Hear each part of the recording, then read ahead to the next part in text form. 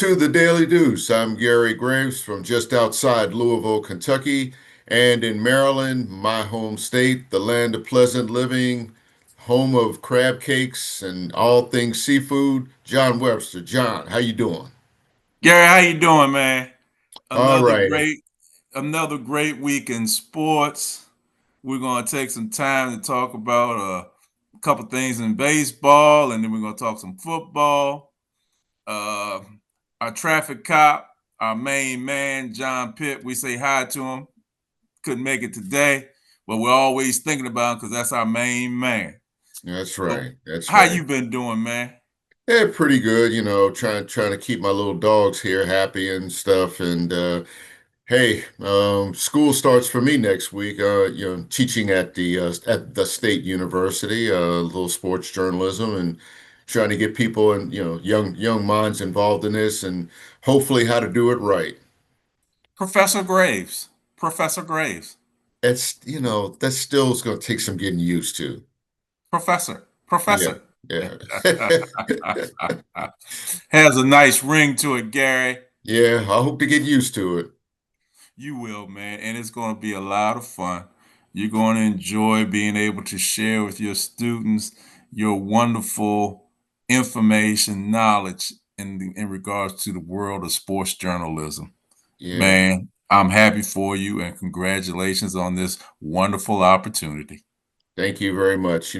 One of the things that I plan on telling them about, at least initially, and introducing myself, is about my experiences, not so much my experience, but my experiences, and one of which, a very fond chapter in my career, was early on when I got a chance to cover those Baltimore Orioles when they played at the Memorial Stadium.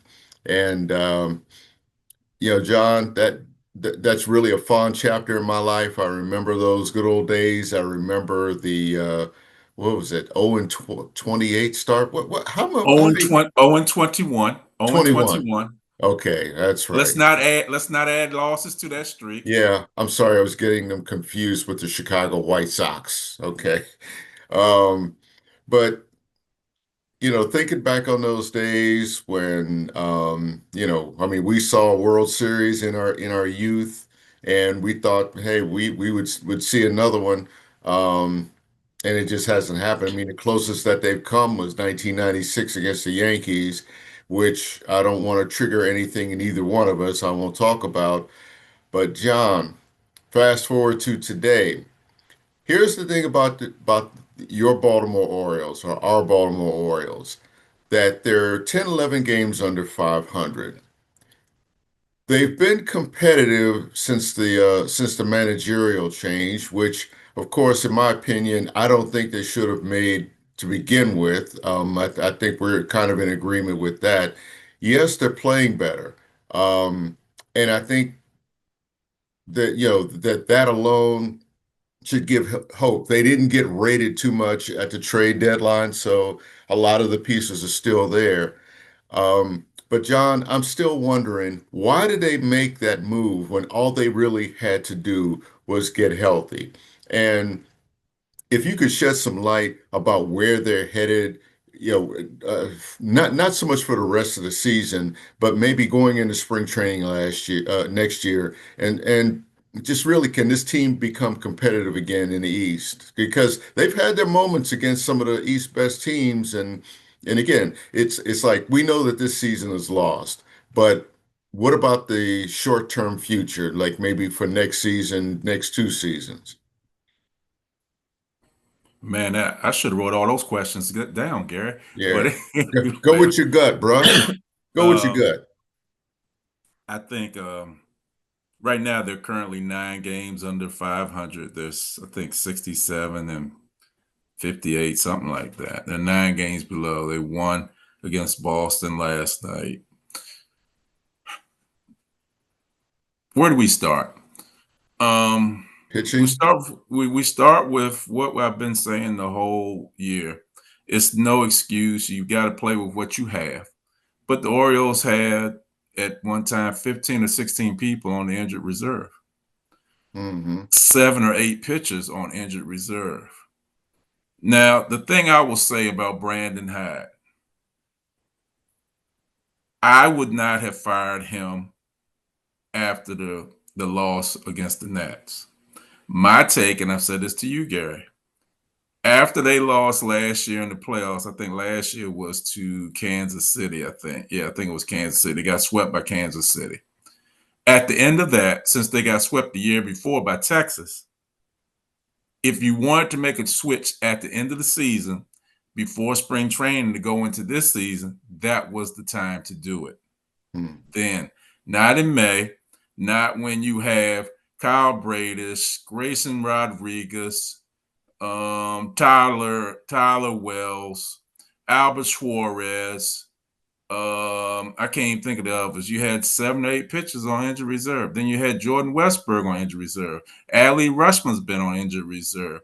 Gunnar Henderson started. He did not have spring training and came back just so he could play at the beginning of the season. So the beginning of the season was like his spring training. They've had Jorge Mateo, who is a utility infielder, hurt. They've had numerous injuries, numerous. Colton Cowser, who could think that he slides in the first base at the beginning of the season, he breaks his hand, breaks his thumb. He's gone 60 days. It's unbelievable the amount of injuries they've had. Zach Eflin, he's been on injury reserve 2 or 3 times this season. Now, as you look at what they're doing right now, as you well aware, Gary, as you are well aware, they brought up Samuel Basayo and they brought up Dylan Beavers this weekend. And there's a lot of hope and promise with both of these young men. They're very good players. Basayo has gotten off to a good start. Beavers has gotten off to a good start. But also be cautious.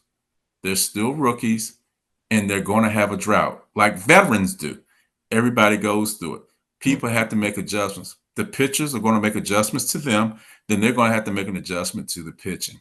It's not going to be all ice cream and cake. You're going to have some days when you have to drink your prune juice. So, just get ready for it. Yeah, I see you, Gary. But it comes with the territory. The pitching right now, Trevor Rogers is really throwing that pill like I have never seen anybody throw it before. He's got an ERA of 1.31. Unbelievable. He's gotten back to what he was when he first went to the Marlins. The Orioles got him back together. Brings me up to another subject, Mike Elias. You got this group over here that says he's dumb, doesn't know what he's doing. Fire him. Got this group over here. Hey, he's analytical. He knows what he's doing. Let me tell you this. Let me tell you this about sports. You're not going to get everything right. You're going to make some decisions that aren't going to go your way. But as much as you talk about him and the stuff he didn't do well, like Tyler O'Neill, everybody has a problem with that. Let's hear about what he did to get Trevor Rogers. Yes, you gave up Kyle Stowers to get him. Yes, Kyle Stowers is having a wonderful season with the Marlins. But I would say this is a deal where both teams won. And in a trade, if you're not losing and you're getting something out of it, I think it's a win for you. Okay, you had to give up some outfield space. Where was Kyle Stowers going to play in the outfield at that time? When you have Mullins, when you have Cowser, when you had Santander, who they ended up letting go. Your outfield is crowded. Where's he going to play? And then you got Dylan Beavers coming up. There's just not a lot of room there, and infield, Kobe Mayo. Everybody so hard on Kobe. He's this, he's that. They've held serve with him, and his bat's coming around. And he's playing great at first base. He's showing improvement each and every day. So you look at that. Basayo. Basayo is a very big mountain of a man. I had the opportunity, really the pleasure. I saw him playing last summer at Bowie with the AA affiliate, the Bay Sox. Yeah. I mean, when he makes an out, just as an out, Gary, when he makes an out, it is very loud. Very, very loud. Very, very. I'm still wondering if it's going to be a hit, how he hits that ball. He hit one last night out of the strike zone, up here by his face, really by his neck. Shouldn't have swung at it. He still powered it into center field for a base hit and drove in 2 runs. That's Pasaya. Dylan Beavers is very deliberate. Doesn't swing at bad pitches, takes his time, and I think one of the things that's going to help him is he's coming into the Orioles system at 26 to 27 years old. He's not a young rookie. Basayo is 21, but Basayo, they've had him in this training since he was like 14 years old, back in his home.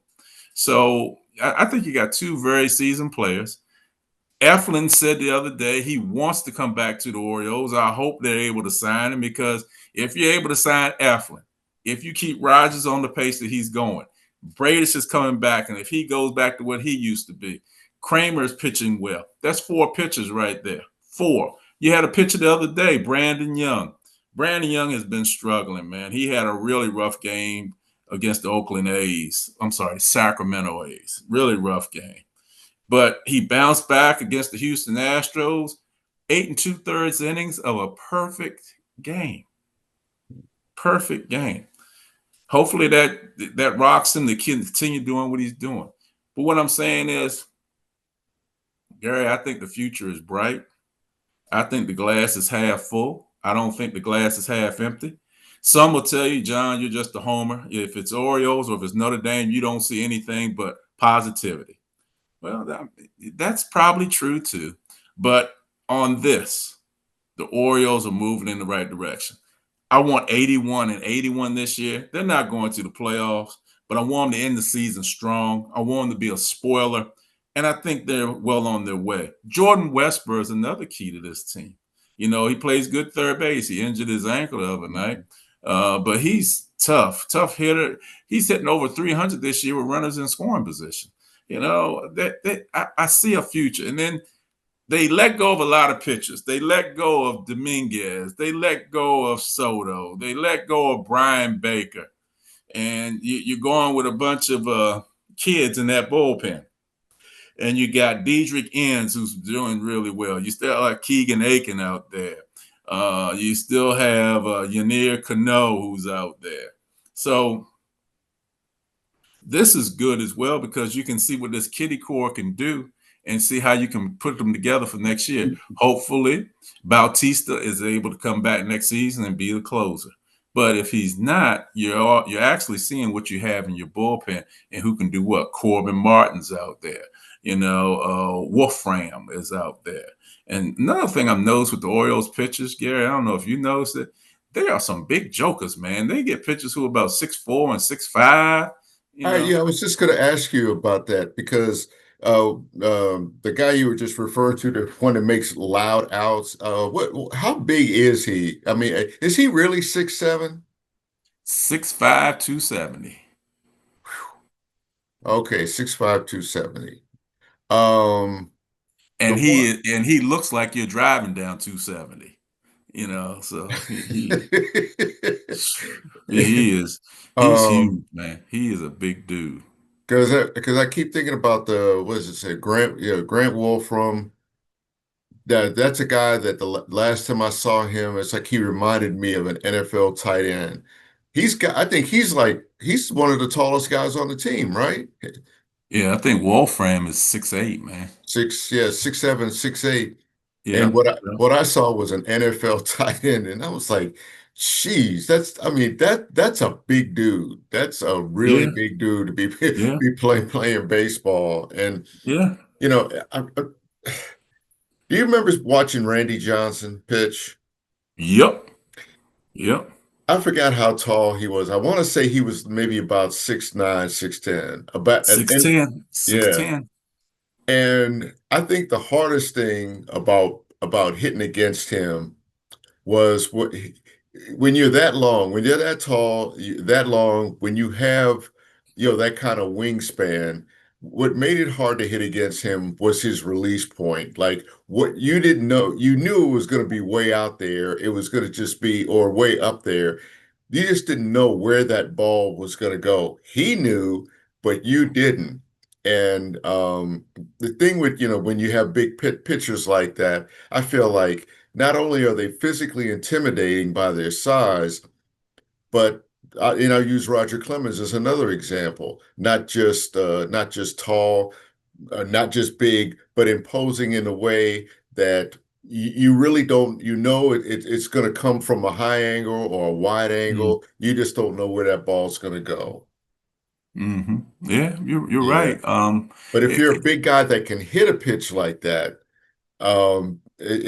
I think of Frank Howard. yeah, I mean, you think about it. You're at bat, and you're looking at a guy that's throwing 95 miles an hour, and on top of it, he's 6'8", 6'9", 6'10". Yeah, I may pee on myself in the batter's box, man, because I just that's just a excuse me, viewers, if I offended you with that. Um, John, trust me, they're laughing along with us. but that's just rough, man. Yeah, That's rough to see in the batter's box, man. And like I said, the yeah. Orioles seem to be going more and more with these big guys, these big pitchers. I mean, like even the starters, man. Rodriguez is about 6'4", Eflin 6'6". Trevor Rogers is 6'6". And on top of Trevor Rogers being 6'6", he's left-handed. So, people Oh, left-handed, when they throwing stuff, you don't know where their arm is going. It's looking all wicked and funky and everything else, man. So, you know, but I think there's a lot of bright future for the Orioles. Now, the one thing that they need to do, very important in this offseason, they need to sign, excuse me, they need to sign a starting pitcher. That's very that's important. true. Yeah, They yeah, need to get a starting pitcher. Now, you don't have to go and get my dream and make my dream come true and get Clayton Kershaw, but you gotta get a starting pitcher, man.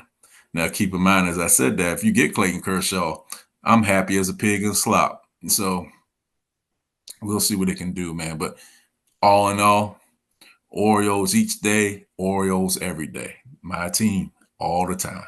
All right. Yep. Hey, team loyalty is big. I'm still loyal to my Nationals, even though I'm not real happy with where they are, not just in the standings, but just in general. A team that just seems to be kind of foundering. We can talk about them another day. I want to keep this upbeat, and I don't want anybody to see a grown man cry on the air.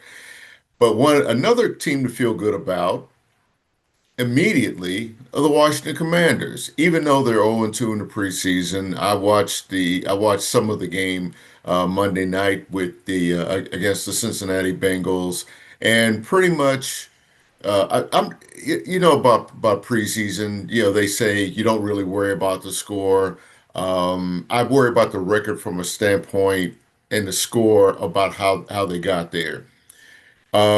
The first quarter plus, we pretty much got what we expected from the offense, and Jaden Daniels, ran in the first touchdown, directed a couple of drives. Um, I think they're in good stead there, even though I've heard that they're shopping around Brian Robinson, which I don't understand that one. But football being what it is.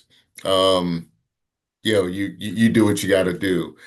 Mm. And I guess because of that new guy that came in has been gangbusters, and you probably know the name better than me.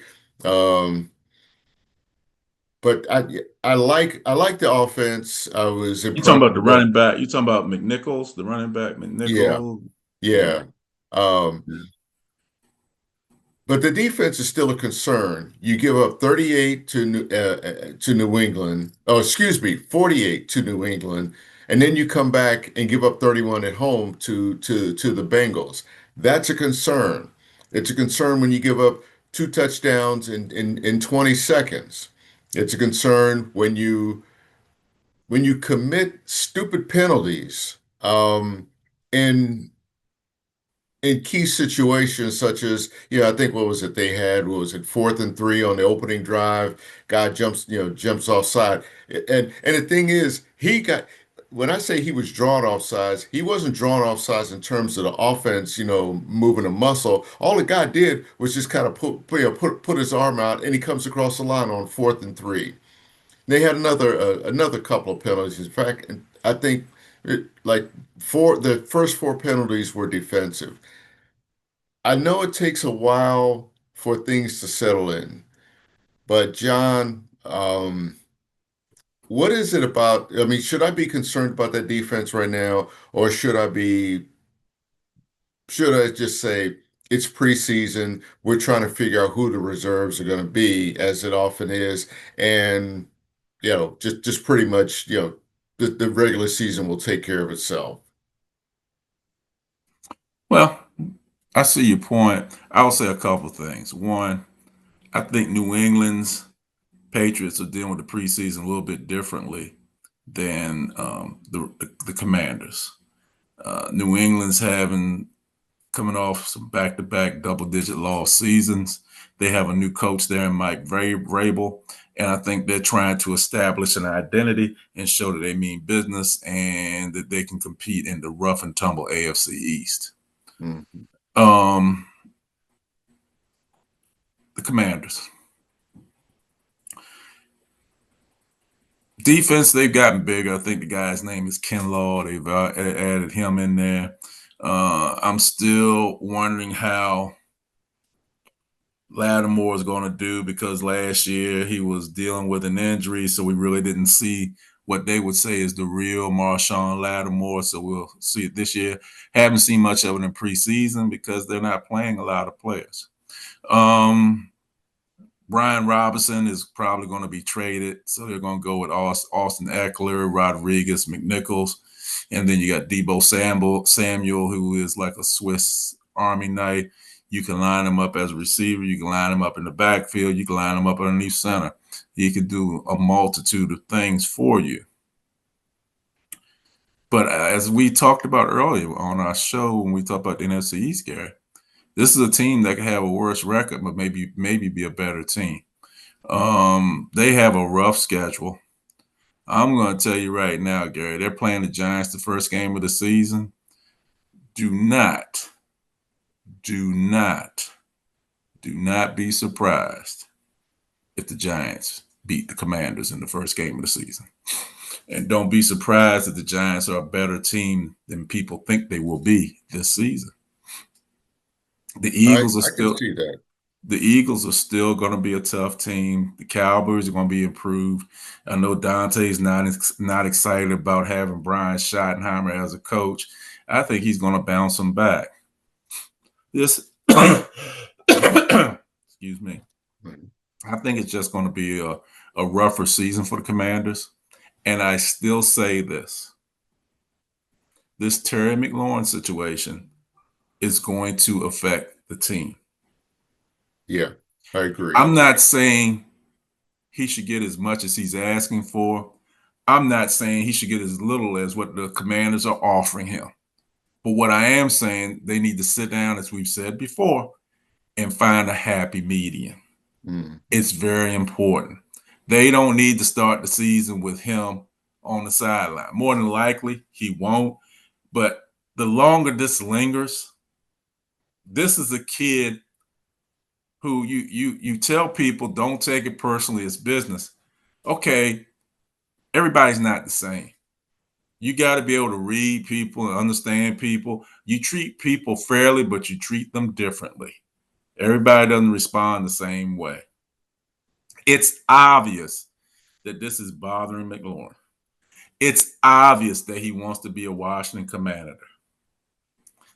Both sides stop playing, stop posturing, sit down and get it worked out. And I think it's more imperative that the Commanders be the ones to sit down first and say, Terry, let's talk about this. He's very important to the fabric of what this offense is. That is Jaden Daniels' favorite target and his safety blanket. You need to get him in there. Deebo Samuel, in my opinion, is better as a two receiver as opposed to a one. Goes like the baseball. When you're pitching and you're the number three, but now they have you as an ace, things aren't adding up. They need to get this done. I think this can. I think this can affect the team eventually. I think you need to get him signed. I Mhm. think you need to get him signed sooner rather than later. And we'll go from there. Like I said, man, this NFC East did not get weaker, did not get worse. And this year, the Commanders are not everybody's homecoming game. As I've said to you before, Gary, Yeah. people will see them coming and want to beat the brakes off of them. Yeah. Starting with the first week with the Giants and Abdul Carter. I called him Dexter by mistake when we did our preview. I'm so sorry. Oh, But yeah. Okay. Yeah. but they're gonna want to get a piece of him. So they need to get themselves together and get everybody on the same page. You're gonna trade Brian Russell, get it done. Oh, Get Robin it done. Robinson. I'm sorry, Right. what I say, Brian Russell? Yeah. You're gonna trade excuse me. If you're gonna trade uh Robinson, get it done. Yeah. John, I guess still to wrap up, I mean, everything you said and then some. What really bothers me about this is I'm going to say the stubbornness of Washington to really try to nail down as much as they talk about, yeah, well, our intention is to get him signed. Intentions and actions are two different things. And the perception from last night is that, yeah, you heard the words at the outset, but we're not seeing any kind of progress. I feel like if they don't sign him before the end of the preseason, and I don't mean, like say after they play the game, if they don't have him in camp in time for their next preseason game, then I'm going to be concerned. And that's when it becomes a situation of now you have a disgruntled player, if Mm-hmm. you allow it to go that route. You can't Mm-hmm. have that on a team that really, played above its pay grade last season, and now everybody is going to come gunning for you. Like, again, like you said, they're no longer everybody's homecoming opponent. Get it done. Get it done. Don't talk about it. Just, be about it.